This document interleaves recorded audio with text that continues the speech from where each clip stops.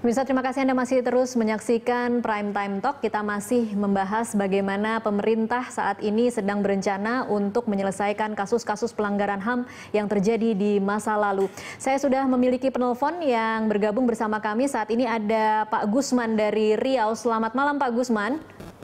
Selamat malam. Iya, silakan Pak Gusman. Halo? Iya, silakan Pak Gusman dengan komentar atau pertanyaannya. Ya. Selamat malam. Malam.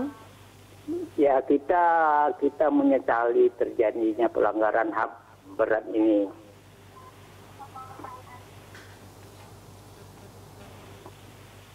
Silakan Pak Gusman.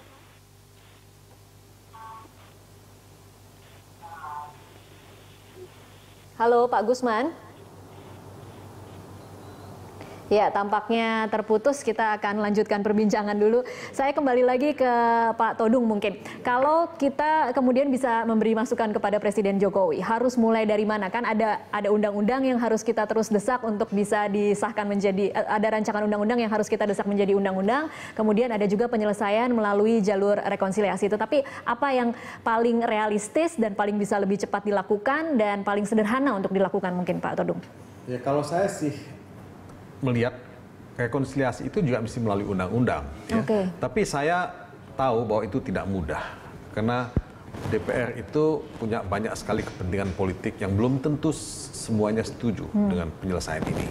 Nah, oleh sebab itu yang paling simple adalah mengikuti rekomendasi dari Komnas HAM sendiri. Ya. Nah, itu kan sudah ada disampaikan pada Kejaksaan Agung. Nah, Kejaksaan Agung selalu berdalih bahwa ini kan tidak pro justisia, ya. Jadi tidak punya daya ikat hukum. Iya. Ya. Kalau mau melakukan investigasi, penyelidikan atau penyidikan mesti pro justisia. Nah, ini dianggap pra justisia. Nah, tapi jadikan itu sebagai bukti awal atau sebagai dokumen investigasi awal untuk menindaklanjuti itu. Nah, mungkin Kejaksaan Agung tidak bisa menindaklanjuti semuanya. Tapi beberapa yang dia bisa tindak lanjuti sebagai goodwill, sebagai good faith, ya, itikat baik kepada publik, pada korban. Nah, itu aja ditindak lanjuti. Tapi kalau memang misalnya sangat tidak mungkin, ya, tadi kita ngomong soal kasus penembakan misterius. Kalau tidak gampang mendapatkan bukti-buktinya, mulai dengan yang bisa ada bukti-buktinya, lebih gampang didapatkan. Nah, peristiwa Trisakti 1, Trisakti 2, Semanggi, itu bisa dilakukan menurut saya. Ya, itu belum lama terjadi. Nah, kalau tahun 65, ya, tahun Petrus itu udah cukup lama. Ya, mulai aja dong sekarang. Semanggi, ya, Trisakti 1, Trisakti 2, ya, atau Paniai misalnya, ya kan, kalau mau, ya. Nah, itu bisa dilakukan, itu doable menurut saya. Doable, oke. Mbak Bu Laila, kalau Trisakti 1, Trisakti 2, Semanggi 1, Semanggi 2 dianggap berkasnya mungkin lebih lengkap, ada saksinya, ada bukti-bukti, sudah ada di Kejaksaan Agung. Sebenarnya apa sih yang terjadi selama ini? Apalagi alasan Kejaksaan Agung kenapa kasus ini kemudian tidak naik?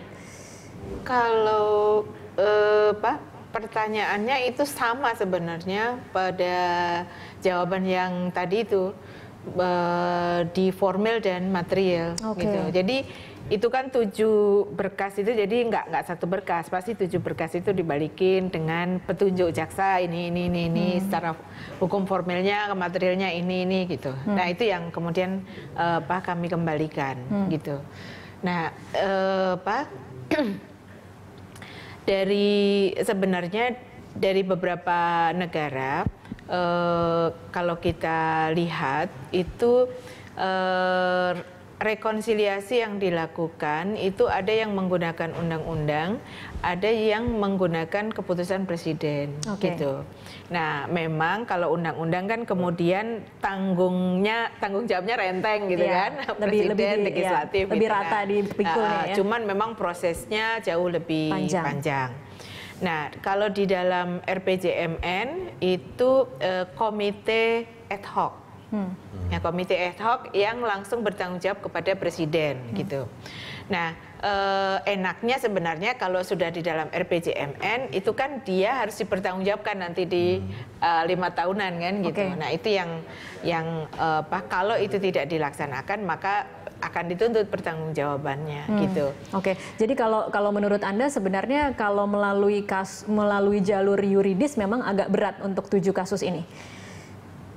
Sebenarnya baik yudisial maupun non yudisial itu dimungkinkan saja dua-duanya gitu. Nah, cuman kan memang tadi terkait dengan soal karena proses pembuktian ini sudah lama dan sebagainya. Nah, itu kan ada pertimbangan tersendiri. Termasuk juga kan kalau proses yudisial kan menggunakan Undang-Undang 26 tahun 2000. Kalau non yudisial kan harapannya menggunakan langkah, jadi menggunakan putusan Mahkamah Konstitusi yang dulu membatalkan Undang-Undang KKR. Nah, jadi di dalam putusan Mahkamah Konstitusi itu bahwa presiden diperbolehkan membuat langkah politik. Nah, itu yang untuk penyelesaian pelanggaran HAM. Seberapa realistis atau seberapa bisa kita berharap bahwa Presiden Jokowi akan mengeluarkan kepres yang akan kemudian menjadi payung hukum, Ibu Laila? Ya, kalau kemarin kemudian dari rapat itu kalau dilihat pada RPJMN-nya dan kemudian dijalankan, ya itu durasi waktunya 2015-2019 gitu. Bisa dilakukan di tahun mana saja, Kalau membaca itu, dan itu adalah komite ad hoc gitu, dan keputusannya adalah keputusan presiden langsung bertanggung jawab kepada presiden gitu. Sekarang pertanyaannya mungkin artinya mau undang-undang maupun keputusan presiden itu sama bisa digunakan sebagai dasar hukum untuk penyelesaian pelanggaran. Sekarang mungkin pertanyaannya Pak Todung, apa yang bisa membuat pemerintah lebih memprioritaskan ini ketika mereka punya berbagai PR lainnya dalam 5 tahun, mengapa yang ini harus dibereskan? Sebetulnya ini kan utang pemerintah sejak dulu, bukan saja pemerintahan Jokowi, tapi sebelumnya dan sebelumnya. Udah usia remaja nih, 17 tahun.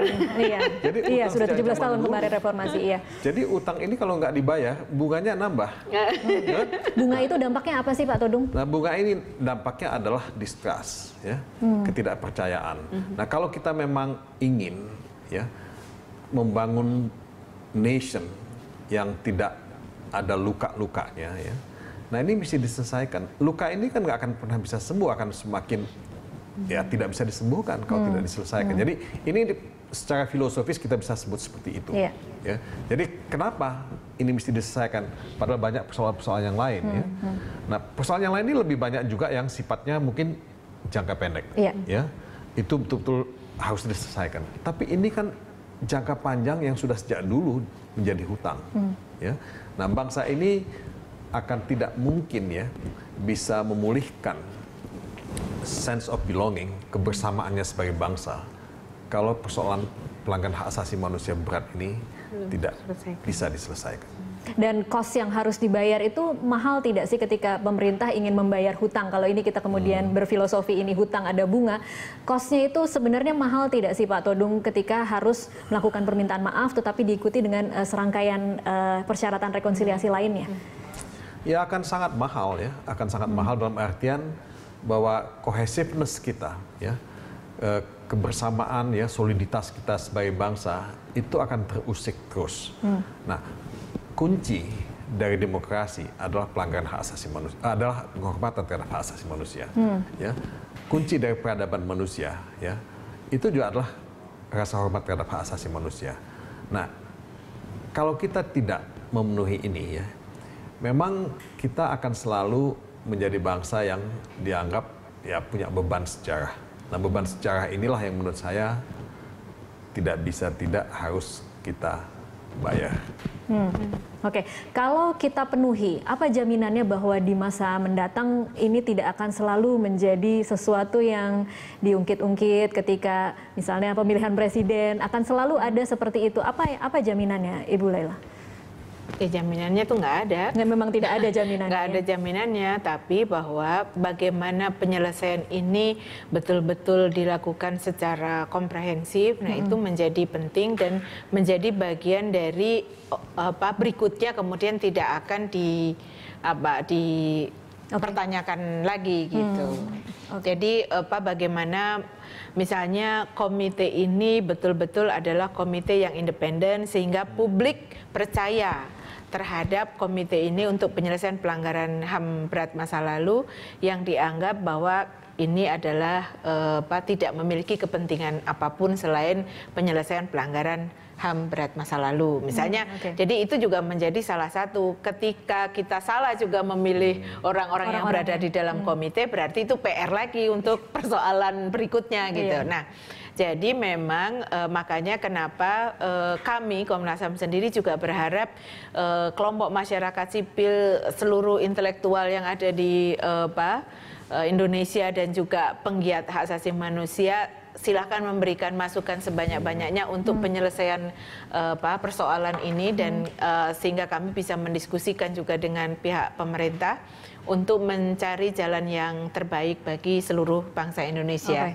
Jadi persoalan hak asasi manusia ini bukan hanya persoalan hak asasi manusia, tapi ini adalah persoalan bangsa Indonesia. Apa agenda terdekatnya untuk dari tim Kemenkumham? Agenda terdekat kami tentu masih akan terus melakukan konsolidasi ya untuk mendiskusikan berbagai persoalan dan juga Komnas HAM akan juga mendengarkan berbagai pihak termasuk juga korban dan keluarganya.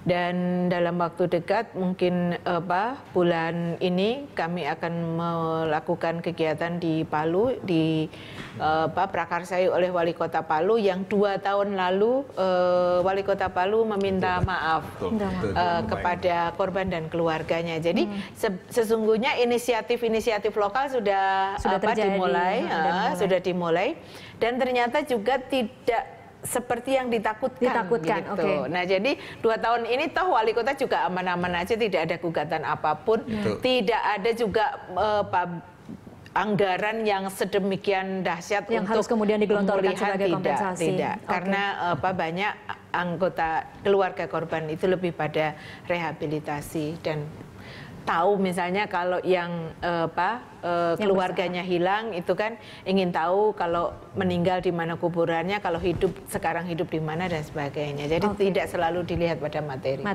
Baik, terima kasih Ibu Lela dan juga terima kasih Pak Todung untuk waktunya.